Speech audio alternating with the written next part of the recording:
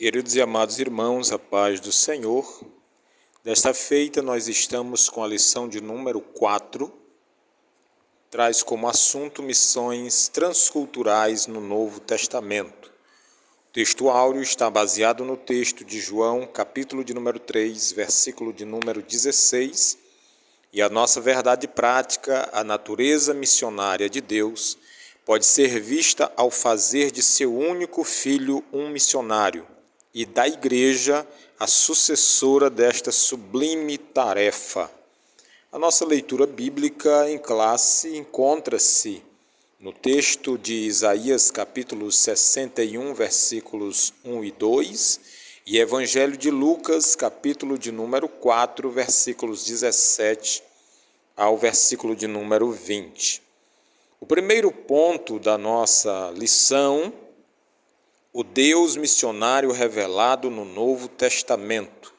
Ele é dividido em 3 partes, ou 3 sínteses, nos quais nós podemos ver a revelação de Deus como missionário apresentada no Novo Testamento. Nós vimos na lição anterior a manifestação divina no contexto do Antigo Testamento, a manifestação missionária, através das missões transculturais do Antigo Testamento. E neste Novo Testamento nós vamos também ver a manifestação divina neste contexto não mais do Antigo, mas do Novo Testamento. Muitas pessoas ignorantemente observam o Novo Testamento à parte do Antigo. Acreditam no Novo Testamento e não no Antigo, ou por razão de ser crentes na Nova Aliança, eles ignoram os ensinos da Antiga Aliança ou do Antigo Testamento, mas é importante frisar que o Deus que se revela como missionário no Novo Testamento, ele também se revelou missionário desde o Antigo Testamento. Uma síntese, ou a primeira síntese que podemos citar neste primeiro ponto da lição, é que a Bíblia mostra um Deus missionário, e nós vimos na lição anterior esta apresentação de Deus desde a chamada de Abraão, ou muito anterior a isto, quando da queda de Adão, Deus toma a iniciativa e vai atrás do pecador, que no caso era Adão. É Deus quem chega para Adão e o procura, quem o chama, e Adão, escondido, responde, dizendo que estava nu. Então, a iniciativa da salvação não parte do homem. A iniciativa da salvação parte de Deus. É Deus quem procura o pecador.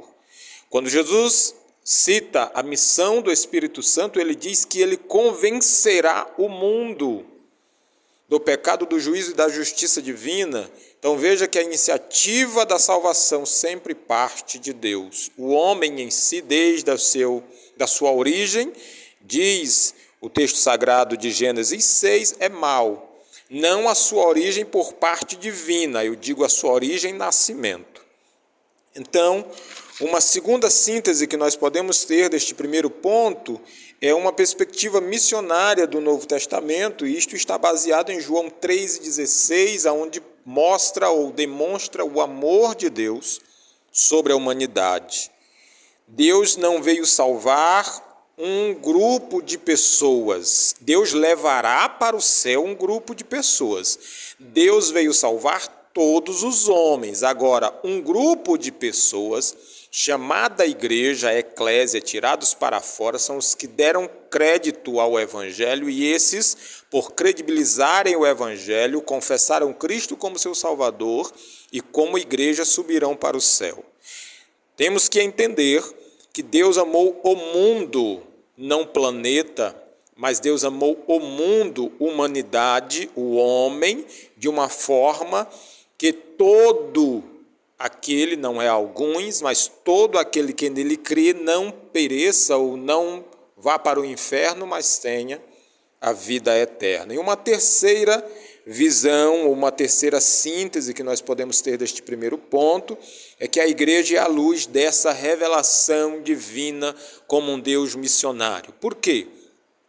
Evangelho de João, capítulo de número 17, Jesus orando ao Pai, ele diz que assim como ele havia sido enviado ao mundo, ele estava enviando a igreja ao mundo também. Em Mateus capítulo de número 28, na despedida de Jesus, podemos dizer assim, na sua ascensão ao céu, ele manda, na verdade, irem por todo o mundo e pregarem o meu evangelho, e eis que estou convosco todos os dias. Ele dá a missão e conforta ao mesmo tempo, dizendo: vocês não estarão sozinhos só cumprindo esta missão. Eu estarei cumprindo ela juntamente com vocês. Eu estarei confirmando a ordem que eu dei para vocês.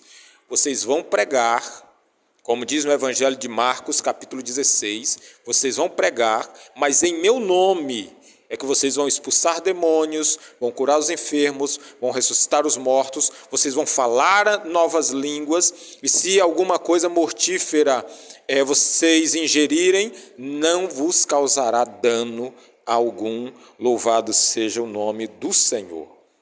O segundo ponto da nossa lição, missões nos evangelhos e em Atos dos Apóstolos.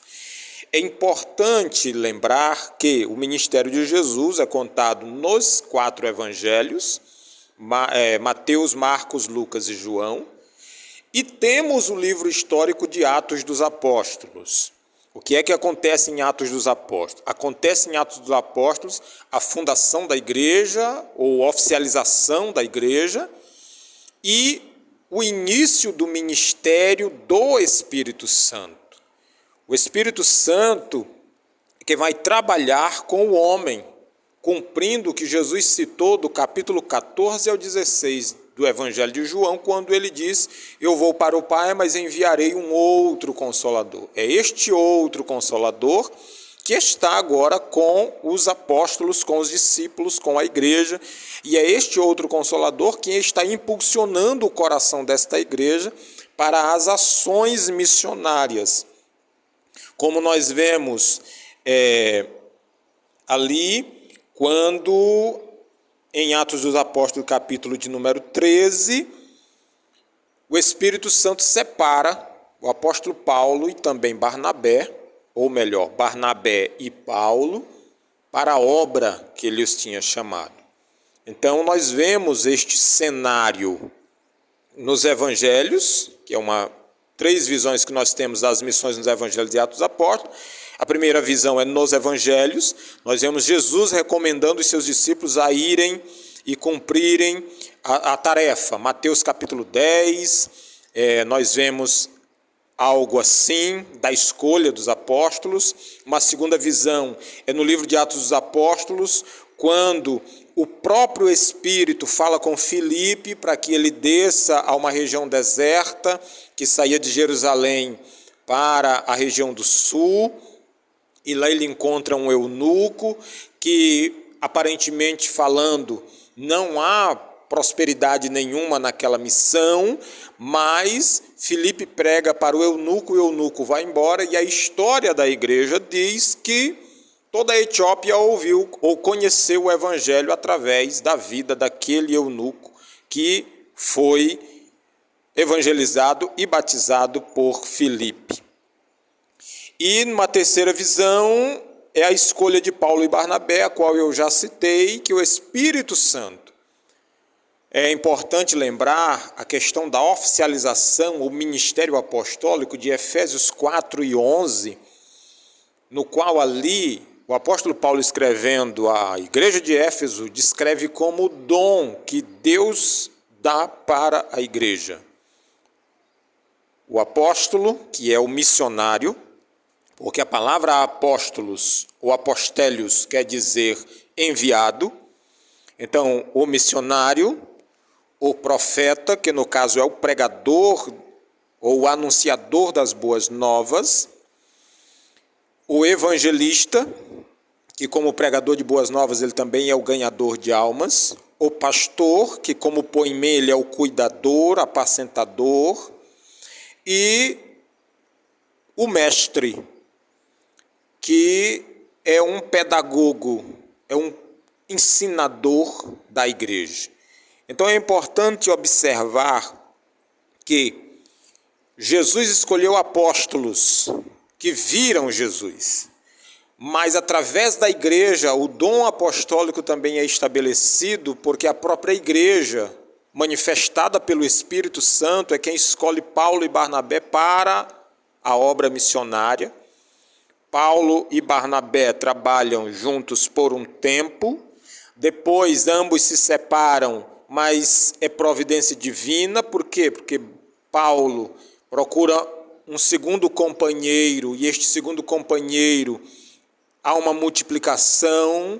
Nós vamos encontrar no ministério de Paulo Silas, que é o Silvano, nós vamos encontrar Timóteo, nós vamos encontrar outros companheiros, assim como também no ministério de Barnabé, nós vamos encontrar outros companheiros como João Marcos e outros que também trabalharam nesta explanação do Evangelho de Cristo.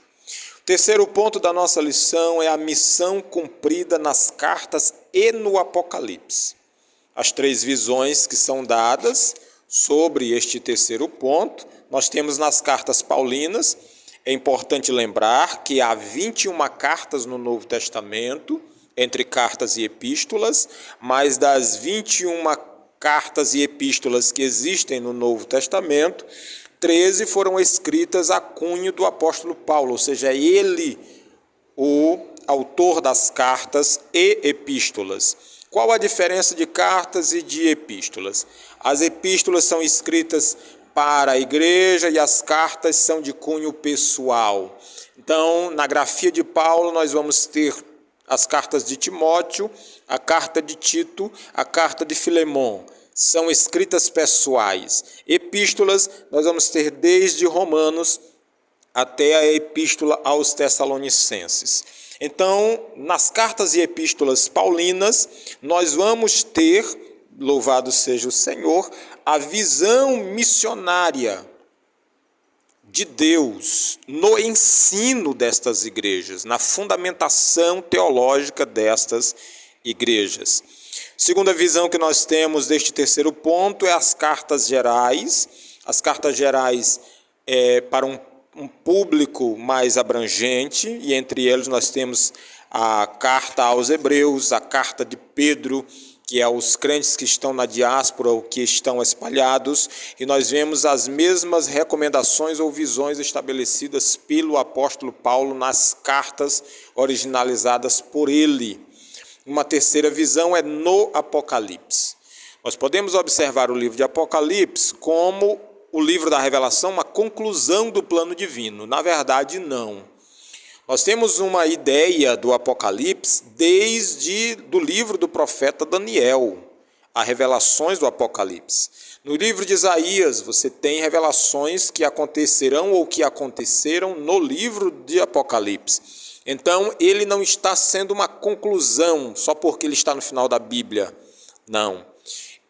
Nós encontramos a missão divina sendo cumprida ali porque nós temos 7 cartas escritas para 7 igrejas, onde Jesus se revela a elas de forma diferente, mas fazendo a elas uma promessa de trabalho cumprido, de objetivo alcançado. E no capítulo de número 22, Jesus fala juntamente com a igreja que aqueles que têm sede venham, porque a noiva, o Espírito e a noiva convida para vir. Então nós vemos que mesmo no livro do Apocalipse, Deus continua tratando sobre missões com todos nós. Que Deus, pela sua graça e misericórdia, continue nos abençoando, nos abrindo o olhar missionário, nos dando um coração missionário e nos aperfeiçoando no amor missionário, em nome de Jesus.